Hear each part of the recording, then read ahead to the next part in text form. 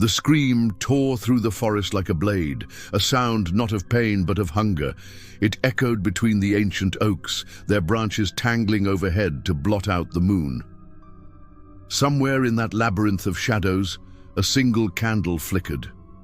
Its flame danced erratically, casting frail light on skeletal hands that cradled it. The hands did not belong to a body. Then, with a sigh, the light died. The darkness that rushed in was not empty. It breathed. For generations, the townsfolk had whispered warnings about these woods. They spoke of a presence older than the pines, older than the weathered headstones in the churchyard. "It waits in the dark places," the elders would mutter, hanging hawthorn above their doors, "and when called, it answers, but none survive to tell what answers back." The warnings were carved into the town's bones, a history written in disappearances. In 1893, a group of children vanished while picking blackberries. In 1947, a priest walked into the woods with a crucifix and a revolver. Only the gun returned, its barrel warped, its bullets fused into a single lump of lead. The woods remembered, the woods waited. Yet warnings, no matter how dire, are but kindling to youthful arrogance. The abandoned Victorian loomed at the forest's edge, its gables sagging like the shoulders of a sleeping giant. Emma paused at the property line, her flashlight beam trembling over the no trespassing sign dangling from a rusted nail. Behind her, Jake adjusted the strap of his camera, its lens glinting like a predator's eye in the gloom. He'd begged them to come, not for thrills, but for proof. 2 years prior, his older brother had vanished near these woods, leaving only a journal filled with frantic sketches of eyes and teeth. Jake needed answers, or maybe punishment. "They're chickening out, Em," David taunted, though his smirk faltered as his gaze drifted to the house's shattered windows, black voids that seemed to stare back. David wore his recklessness like armor. His father's fists had taught him early that fear was a weakness, and he'd spent years sharpening his defiance into a weapon. But here, under the weight of that rotting house, even his edges dulled. Sarah said nothing. She was already halfway up the overgrown path, her fingers brushing the corpse-pale bark of a birch tree. A crow watched from its branches, head cocked as if amused. Sarah had always been the curious one, the girl who pried open locked drawers, who whispered to stray dogs, who collected oddities like bird skulls and rusted keys. This house called to her like a siren's song. The porch groaned under their weight, the wood soft and spongy. Emma's flashlight caught the front door, swollen with damp, half off its hinges. Inside, the air hung thick with the stench of decay. Not rot exactly, but something older, something wrong. Jake's camera flash exploded like a star, freezing the foyer in stark monochrome. Peeling wallpaper the color of jaundiced skin, a staircase spiraling into blackness, a chandelier draped in cobwebs that swayed despite the stagnant air. "This place is older than the town records," Sarah murmured, crouching to examine a photograph on the floor. The faces were blurred, their features smeared as if the film itself had melted. A draft snaked through the room, carrying the scent of wet earth and something metallic. Emma's light caught the edge of a rug, once ornate, now moth-eaten and crusted with mold. Beneath it, black iron gleamed. A trapdoor. The metal ring was icy, the rust flaking away like dead skin. David gripped it, his knuckles whitening. "On 3, he said, though no one had agreed to open it. The hinges shrieked. The sound echoed down, down, down into a throat of perfect darkness. The stairs spiraled into the earth, each step slick with something that glistened in their flashlight beams. The air grew colder with every downward spiral, their breaths fogging the dark. "This isn't natural," Emma whispered. Her voice didn't echo. It died as soon as it left her lips, swallowed by the stone. Emma had always been the skeptic. 3 years ago, her younger sister, Lily, had drowned in the quarry. The police called it an accident. But Emma's mother swore she'd seen hands, blackened, skeletal, drag Lily under. Emma buried her grief in logic, in textbooks, in the cold comfort of facts. But here, in this throat of stone, facts curdled. The chamber at the bottom was small, perfectly circular. The walls were carved with symbols, not etched, but clawed into the rock. The lines twisted and writhed if stared at too long, forming spirals that hurt the eyes.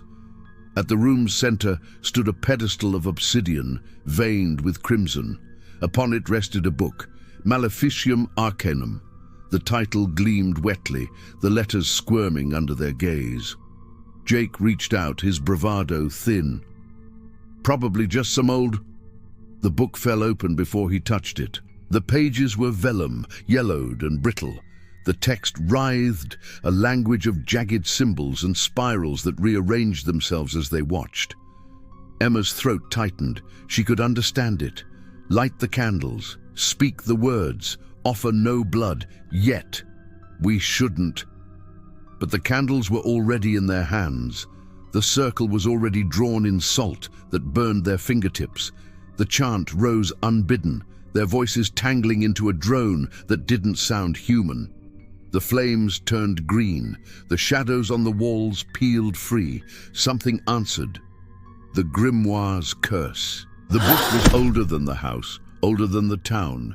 Its pages were sewn with sinew, its ink mixed with the ash of fallen angels. In 1321, a monk named Brother Silas had penned it in a feverish trance, his cell lit by a single black candle. He'd claimed divine inspiration, but the abbey's prior found him one morning, eyes gouged out, fingers worn to bone from scratching warnings into the stone.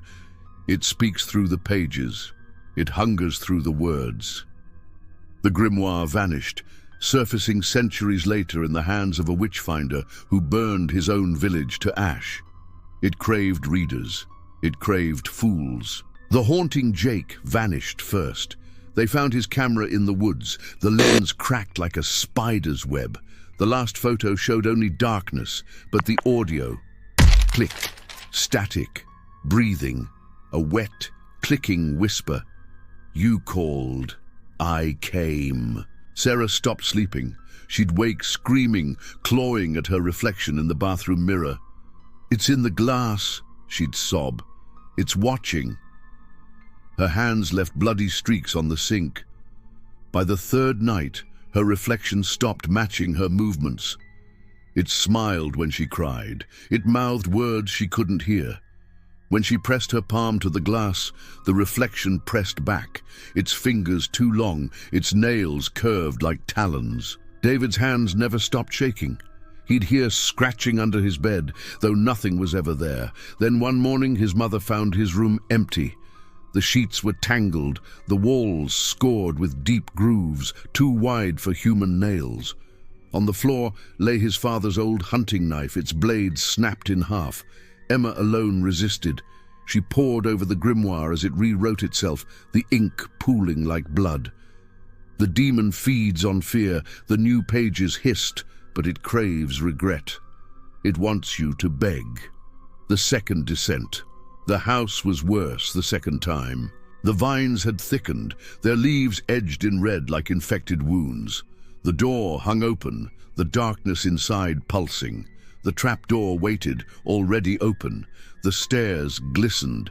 Sarah moved like a sleepwalker, her skin waxy, her eyes glassy. It's in my head, she whispered. It's singing. The chamber was unchanged. The candles burned without flickering. Sarah screamed first. The sound cut off abruptly, replaced by a wet, tearing crunch. David's flashlight died. In the blackness, something brushed against Emma, cold, feather-light, smelling of burnt hair. The book grew hot in her hands. The final ritual seared itself into the page. A soul for a seal, not hers, theirs. The bargain. Emma ran, through the woods, through the town, through the rain that fell like needles. The grimoire burned in her backpack, its whispers drilling into her skull. You can save them, it lied. Light the candles, speak the words, offer their blood. She found David in the quarry, staring into the water. "It's her," he said. "Lily. She's down there. She wants to show you something." The ritual circle was drawn in mud. The candles were stolen from the church. The knife was in her hand. The shadows laughed. The whisper endures. The police found nothing, no bodies, no blood, only the book resting on its pedestal, its pages rustling.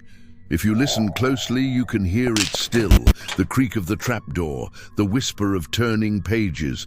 It's waiting, always waiting.